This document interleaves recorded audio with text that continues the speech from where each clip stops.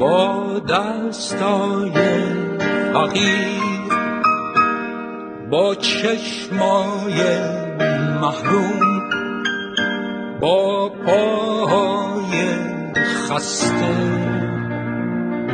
یه مرد بود، یه مرد. ساعت زنگ زده، دیگه زنگ نمیزنه چون زنگاشو زده. خلیل یا همان بهروز وثوقی، فرزند پاپل جعفرزاده و محمود وثوقی، زاده 20 اسفند 1316 در شهر خوی است که البته از 6 ماهگی او خانواده‌اش به تهران نقل مکان کردند. او در خانواده‌ای 5 فرزنده بزرگ شد که 2 برادرش چنگیز و شهرات هم مانند او به هنر پرداختند.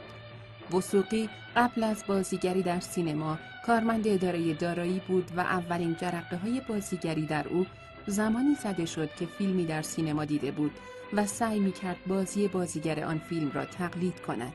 سرانجام در سن 21 سالگی با بازی در فیلم طوفان در شهر ما ساخته ساموئل خاچیکیان پا به عرصه سینما گذاشت و تا 10 سال فیلم‌های متعدد اما نه چندان مطرحی بازی کرد تا اینکه در سال 1348 او به دعوت مسعود کیمیایی برای بازی در فیلم قیصر دعوت شد و بازی او در این فیلم مورد توجه منتقدان و عموم قرار گرفت.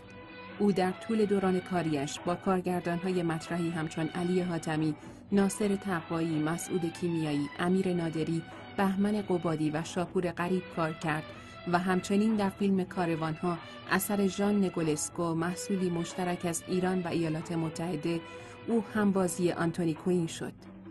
از فیلم‌ها و کارهای ماندگارش می‌توان به سوت دلان، کندو، ذبیح، گوزن‌ها، ممل آمریکایی، نفرین، تنگسیر، داشاکل، توقی، رضا موتوری و فصل کرگدن اشاره کرد. علاوه بر سینما او در تئاتر هم فعالیت داشت. از جمله کارهایش میتوان به موضوع جدی نیست لویجی پیراندلو، به ترجمه و کارگردانی ایرج انور اشاره کرد. تا سال 57 که در ایران حضور داشت، او برنده جوایز مختلفی همچون بز بالدار جشنواره جهانی فیلم تهران برای فیلم‌های گوزن‌ها، کندو و سوت دلان و جایزه نقش اول مرد جشنواره تاشکند برای داشاکل، نقش اول مرد جشنواره فیلم دهلی برای تنگسیر و نقش اول مرد جشنواره سپاس تهران برای رضا موتوری شد. او هم اکنون در سانفرانسیسکو به همراه همسرش کتایون امجدی و 2 فرزندش ماهان و مهشید زندگی می کند و حتی برای فوت پدر و مادرش که بسیار دوستشان داشت هم نتوانست کنارشان باشد. در سال 2000 عباس کیارستمی هنگام دریافت جایزه کوروساوا از جشنواره فیلم سانفرانسیسکو آن را به بهروز وثوقی تقدیم کرد. تشکر می‌کنم از کوروساوای فقید. And I want to thank Kurosawa.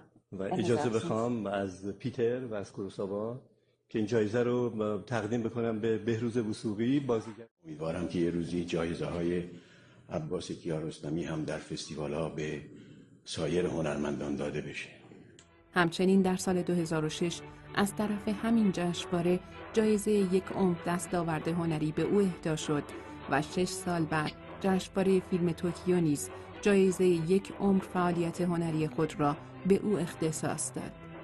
با اینکه او سالهاست دور از وطن و کمکار شده است، هنوز تکه کلام‌های او در فیلم‌ها ورد زبان خیلی هاست و همچنان از او و هنرش تجلیل می شود. اگرچه فعالیت هنریش در ایران فقط 20 سال بود، اما نزد مردم و اهالی سینما نمره‌اش کماکان 20 بوده و هست. شاید بشود گفت او نزد بسیاری از ایرانیان و هنردوستان سراسر دنیا سلطان قلب هاست. کار یه جا خرابه. حالا از کجا خرابه؟ باز وقت گرفت از اون سکره پرسید. متلیه چی میگه اون چه شده؟